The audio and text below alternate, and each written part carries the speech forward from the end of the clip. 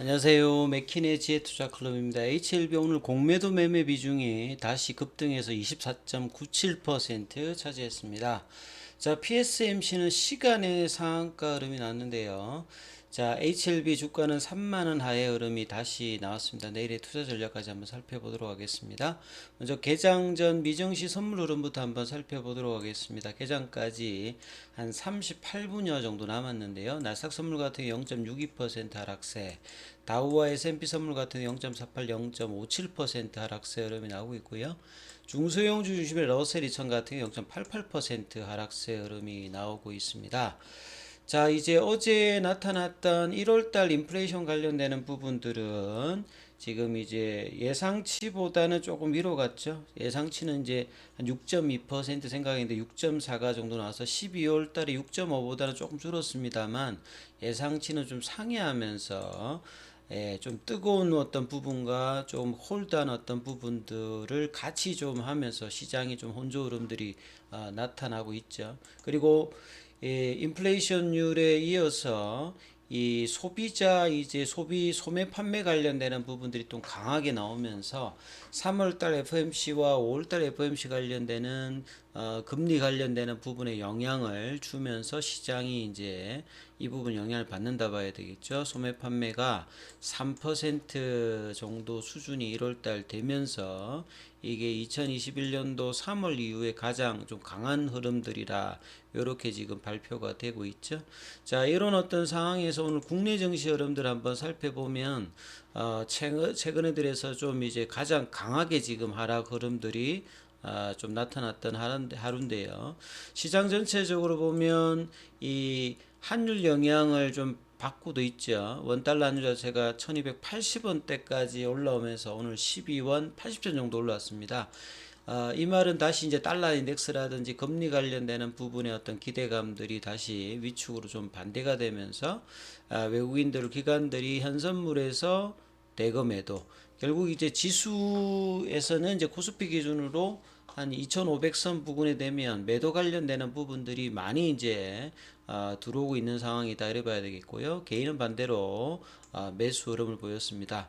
그리고 오늘은 이제 뭐 등락 종목 수를 보게 되면 대부분의 종목이 하락을 하는 강한 어떤 하락세 흐름이 나와서 이 코스피 같은 경우에도 2400선 초반 정도까지 다시 밀렸고요. 코스닥 같은 경우에도 최근에 어떤 강한 흐름들이 한 2% 가까이 빠지면서 하락세 흐름을 보였습니다. 자, HLB 같은 경우는 어제 그나마 이제 볼린저 밴드 하단에서 5일선 부분까지 올라왔다가 이 부분들을 또 음봉으로 거래량이 늘면서 하락을 시켰는데요. 이 공매도 매매 비중 자체가 24.97%로 다시 커지는 흐름들을 좀 보였습니다. 변동성 지표인 스타캐스틱 슬로 같은 경우에는 침체존으로 빠졌고요. ADX 지표 자체가 다시 오늘 하락을 하면서 조금 윗골이 들면서 하락의 어떤 강도가 좀 커지는 어떤 흐름들을 보여줬죠. 자, 이 수급상으로 보게 되면 현물에서 외국인들 기관들이 매도를 했고요. 개인들은 33만 주 정도 매수를 했고 장중에 이제 프로그램하고 연관되는 공매도 연관되는 부분도 여기 보면 프로그램도 매도가 나오면서 전반적인 어떤 압박들이 시장 하락에서는 하락을 하고 상승에서는 하락하지 못하는 전형적인 어떤 약세 흐름의 기조가 계속 유지가 되고 있는 상황이죠.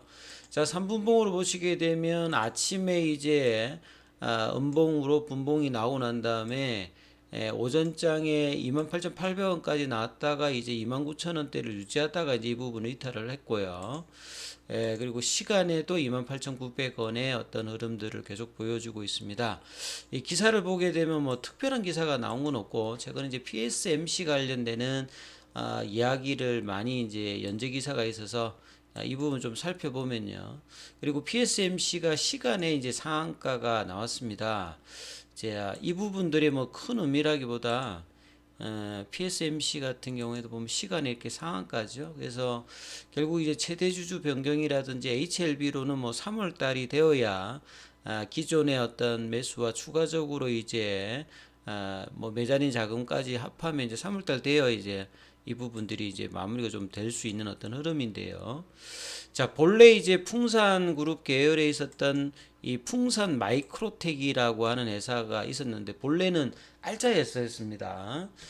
그리고 이제 부산에 있는 이 반여동에 한 40만 평 정도 부지 자체도 상당히 이제 시세 차익이 뭐 나오는 어떤 그런 여러 가지 이슈가 있는 차원에서 2007년도 금융위기 이후부터 조금 이제 부진해서 결국 이제 풍산 계열에서 2010년도에 이제 매각 관련되는 부분이 나왔고 이 그 뒤에 이제 이 키패드 관련된 회사인 하이디스와 이 여러 가지 이제 투기 자본 쪽으로 이제 이 매각이 되면서 이 하이디스가 대체적으로 뭐 상환을 못하면서 이 FNT라고 하는 여기도 뭐 M&A 전문가 쪽인데 결국 이제 머니 게임에 PSMC가 나오면서 뭐 여러 이제 해외 법인들도 팔고 이러면서 이제 신사업으로 좀 벌였던 부분들이 제대로 되지 않으면서 상당히 뭐 기존의 뭐 공장들도 좀 경기도 쪽으로 이전을 하면서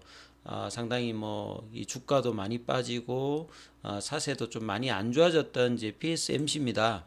그 뭐 테마주로 이제 한 번씩 움직이기도 했는데요. 그래서 3월 달에 이제 HLB 그룹 쪽으로 이제 편입을 앞두고 있는데 본래 풍산 그룹으로 떨어져 나온 10여 년 만에 이 HLB 쪽으로 들어오는데 본래 이제 진양군 회장의 어떤 M&A 스타일 자체가 과거에 하이셀을 할 때도 뭐 부채를 동원한다기보다는 자체적인 어떤 자금을 어떻게 하든지 좀 조달을 해서 경영을 좀 정상시키면서 직접 경영도 하면서 본래 이제 경영자들의 어떤 부분들을 있으면서 이제 사세를 계속 확장을 했는데 이번에도 그런 어떤 매직이 인수 이후에 좀 전해질지 상당히 뭐 어떻게 될지 한번 살펴봐야 되는 어떤 흐름인데요. 근데 업으로 보면 전혀 뭐 일단 관계가 없죠. 그리고 이제 회사 입장에서도 HLB 입장에서도 반도체 리드 프레임 회사 자체를 뭐 이걸 평가해서 투자를 결정한 것이 아니라 일단 상장사다 보니까 뭐 유상증자라든지 이런 전환사채 뭐 시비 발행이라든지 이런 어떤 이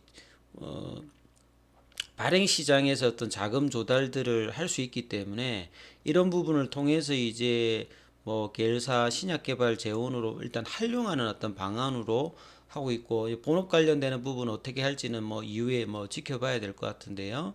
그래서 기존 사업을 갖고 안정적인 어떤 비즈니스 모델을 지금 만들지는 못했습니다. 이 PSMC가 그동안의 어떤 뭐 실적 관련되는 부분들이 부진했는데 그나마 이제 뭐 최근 같은 경우에는 2021년도 기준으로 뭐 500억대 영업이익 8억 정도로 회복을 하는데 이 부분을 좀 지켜봐야 되겠죠. 그래서 이번뿐만 아니라 작년에 뭐 노토스 들어왔고 이 G3BNT 인수라든지 계속 이제 사세 확정들은 본래 이제 진양군 회장이 어떤 이제 M&A 스타일로 이렇게 갔는데 가장 이런 어떤 M&A의 어떤 자금줄 역할을 하고 있는 게 결국은 HLB 입장에서 보면 리보세라닌 관련된 임상의 어떤 이런 부분들이 호재가 있었을 때 주가를 부양시키고 난 다음에 이런 이제 유중을 통해서 자금 확보해서 이제 그동안 왔는데 결국 바이오 관련되는 어떤 부분으로 이제 주력으로 하는 만큼 거기에 대한 어떤 결과가 나오느냐 이 부분이 이제 가장 중요한데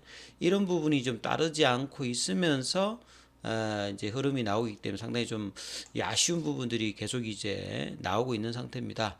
자, 오늘 항서제약 관련되는 부분들은 오늘 0.91%좀 빠졌습니다만 5일선 흐름들을 계속 좀 일단 지키고 있으면서 작년도 4월달 대비해서는 70% 가까이 반등세가 좀 나오고 있기 때문에 자 올해는 HLB뿐만 아니라 항서제약과 같이 이제 관한 관련된 NDA가 어떻게 되느냐, 좀 비교 어떤 기업으로 좀 비슷한 어떤 경우에 있는 미국의 어떤 기업들 바이오를 한번 보면 메드리컬제 파마슈티컬스라는 회사가 있습니다.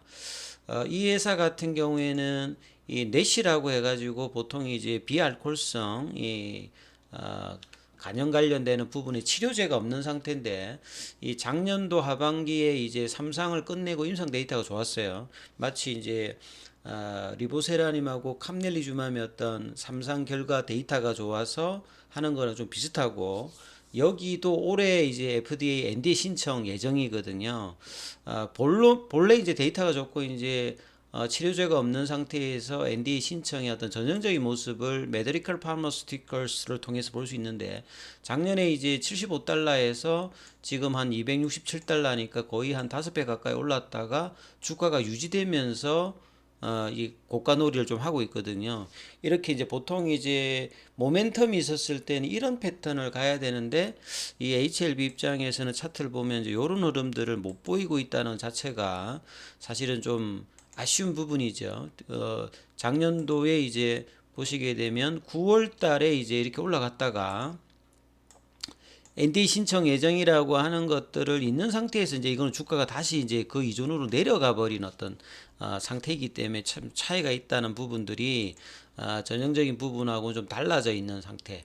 결국 이제 미국의 어떤 제약 바이오주들 같은 경우에는 이 미국의 어떤 그 빅파마들 같은 경우에는 뭐 R&D 가치라든지 이미 이제 블록버스트를 보유한 어떤 밸류에이션을 받는 어떤 시장이고 국내 같은 경우에는 사실상 신약 개발을 본격적으로 한 게 뭐 10여 년 정도밖에 안 되는 어떤 바이오 제약 시장이다 보니까 이 성과를 못 내었을 때는 굉장히 좀 차별화된 어떤 흐름들을 보여주고 있죠. 그리고 제약 바이오의 어떤 전체적인 어떤 업종 세타가 시장에서 굉장히 지금 부진한 어떤 흐름을 보여주고 있기 때문에 모멘텀이 있는 가중에서도 그 모멘텀을 좀 부여받지 못한 어떤 주가 흐름을 계속 이제 수급의 압박과 더불어서 나타나고 있는 게 상당히 좀 아쉬운 부분입니다.